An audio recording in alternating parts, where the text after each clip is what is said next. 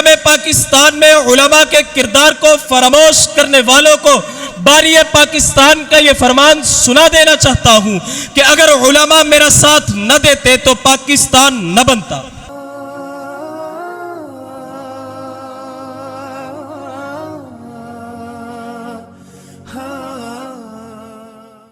میرے محترم دوستو، 14 اگست 1947 کو جب یہ خطہ اللہ رب العزت نے ہمیں عطا کیا تو یہ ایسے ہی نہیں مل گیا، بلکہ اس میں سب سے نمایاں کردار الحمدللہ علماء کا ہے۔ اسی کردار کو بیان کرنے کے لیے میں ملتمس ہوں حافظ نور الحسن سے، جو کہ متعلم ہے درجہ رابعہ کے، کہ وہ آئیں اور آ کر قیام پاکستان میں علماء کا کردار کیا تھا کے عنوان سے اپنے مافی ضمیر کا اظہار فرمائیں۔ تشریف لاتے ہیں محترم حافظ نور الحسن۔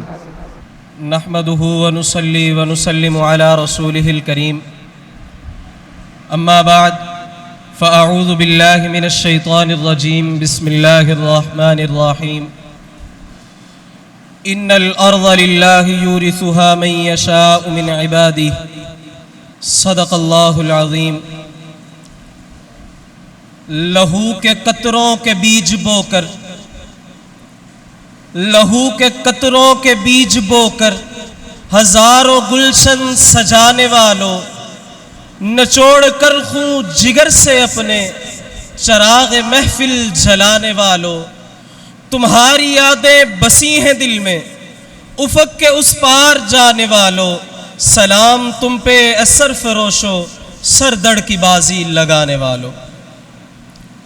سامعین محترم، ہندوستان میں جب انگریز آیا تو علماء اسلام اور اکابر دیوبند نے انگریز کو دشمن اسلام اور دشمن مسلمان سمجھتے ہوئے اس کا راستہ روکنا اپنا ایمان سمجھا۔ ہندوستان میں انگریز کے ناپاک قدم لگتے ہی ہر طرف ظلم ہی ظلم ہونے لگا، اسلام کے خلاف خطرناک سازشیں بڑھنے لگی۔ تو ان حالات میں ہندوستان میں انگریز کے خلاف بہت سی تحریکیں علماء اسلام نے چلائی، جن میں تحریک بالا کوٹ انگریز اور سکھ مظالم کے خلاف چلائی گئی، جس کی قیادت سید احمد شہید رحمہ اللہ اور شاہ اسماعیل شہید رحمہ اللہ نے کی۔ 1857 کی جنگ آزادی کی تحریک چلی تو شاملی کے میدان میں انگریز کے خلاف جہاد کی قیادت کرنے والے حاجی امداد اللہ مہاجر مکی، مولانا قاسم ننوتوی، مولانا رشید احمد گنگوہی اور حافظ ضامن شہید رحمہ اللہ تھے۔ تحریک ریشمی رومال انگریز کے خلاف ایک منظم حکمت عملی سے چلائی گئی تو قیادت کرنے والی شخصیت شیخ الہند حضرت محمود الحسن رحمہ اللہ کی تھی۔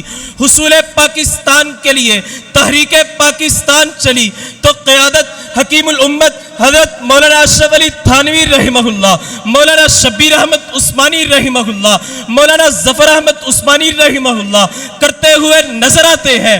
حاضرین محفل، کیا میں پاکستان میں علماء کے کردار کو فراموش کرنے والوں کو باری پاکستان کا یہ فرمان سنا دینا چاہتا ہوں کہ اگر علماء میرا ساتھ نہ دیتے تو پاکستان نہ بنتا۔ اگر علماء میرا ساتھ نہ دیتے تو پاکستان نہ بنتا۔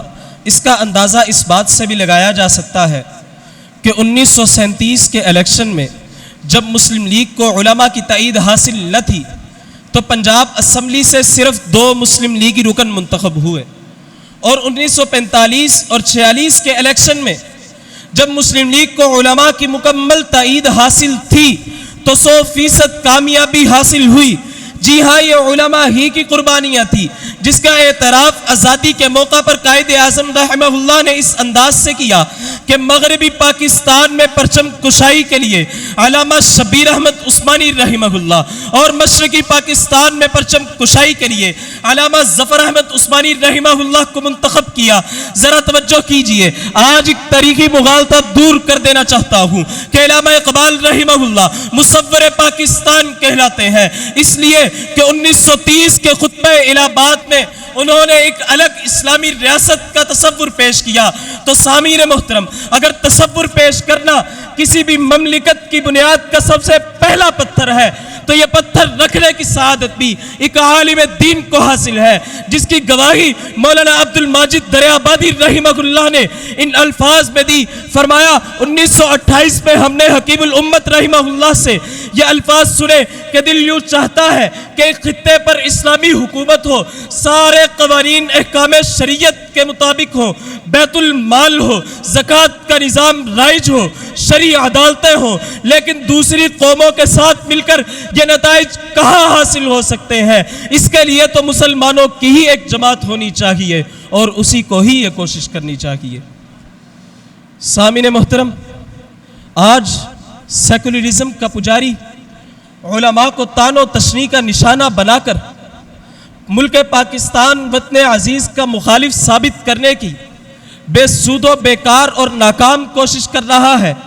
मैं ये बात वाज़ेह कर देना चाहता हूँ कि पाकिस्तान की मिसाल एक मस्जिद की सी है कि मस्जिद बनने से कबल तो उसकी जगह में इख्तिलाफ किया जा सकता है, लेकिन मस्जिद बनने के बाद इस इख्तिलाफ की कोई गुंजाइश बाकी नहीं रह जाती। चुनाचे सैयद अताउल्लाह शाह बुखारी रहिमहुल्लाह का सुनहरी कौल है, फरमाया क़याम पाकिस्तान के वक़्त मेरी राय हार गई थी, अब जब भी वतन अजीज मुल्क पाकिस्तान ने पुकारा, वल्लाह मैं इसके जर्रे जर्रे की हिफाजत करूंगा। मुझे ये इतना ही अजीज है जितना कोई दावा कर सकता है। मैं कौल का नहीं अमल का आदमी हूँ। वतन और उसकी इज्जत की तरफ जो आंख उठेगी वो फोड़ दी जाएगी, जो हाथ उठेगा वो काट दिया जाएगा, और वतन और उसकी इज्जत के मुकाबले में ना अपनी जान अजीज रखता हूँ ना अपनी औलाद को। मेरा खून पहले भी तुम्हारा था और अब भी तुम्हारा है। मेरा खून पहले भी तुम्हारा था और अब भी तुम्हारा है। मेरे दोस्तों, आज बातिल हमसे इस सरजमीन को छीन लेना चाहता है। उसकी गंदी निगाहें उस सरमाए पर टिकी हुई हैं जो तुम्हारे सीनों में महफूज है। आओ इस सरमाए को बाहर निकालें, दुखती कौम की आंख का सुरमा और दिल की धड़कन बना डालें। ये हमारी जिम्मेदारी भी है और वक्त का तकाजा भी। मेरे साथ मिलकर ये अहद करें कि जबीने अर्श को बहरे दरख्शा करके छोड़ेंगे, जबीने अर्श को बहरे दरख्शा करके छोड़ेंगे। हम इन जर्रों को तारों से बिताबा करके छोड़ेंगे, हम इन जर्रों को तारों से बिताबा करके छोड़ेंगे। वमा अलैना इल्लल बलाग।